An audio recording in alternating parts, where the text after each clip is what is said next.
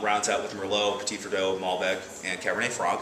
Those percentages change every year, but the Anthology Vintage Special is from these different vineyards. We only pick the best of the best fruit to go into that wine. And it's only about a 3,000 case production, so pretty small. Below that, and that's, I shouldn't really say below, just our next tier is the AVA Single Vineyard Series.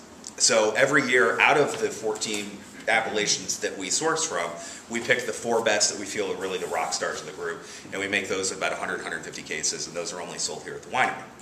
And then from there is our Napa tier, and that's the ones you see at your larger retailers, at JV, things like that. That's the Napa Cab, which is again a little bit of a blend. We have some liberty with that. We always make sure that it's of enough percentage, obviously, to call it a Cabernet, but we play around with the different percentages from year to year. I mean, sometimes we'll incorporate a little bit of Syrah, other times we'll make it kind of like Anthology, where we have all 5 of Bordeaux grapes in there. So just a little bit of liberty to that, but always really consistent, very reasonable wine. I mean, it's a great cab for 25 bucks. It's hard to find an Napa Valley cab, especially with all these different fruit sources for that price point. So, and then of course the Sauvignon Blanc, and then we do make a Cabernet Franc, which about 500 case production, and that wine is 100% Cab Franc, and it's sourced from Atlas Peak Stagecoach Vineyard and the Carpenter Vineyard in St. Helena.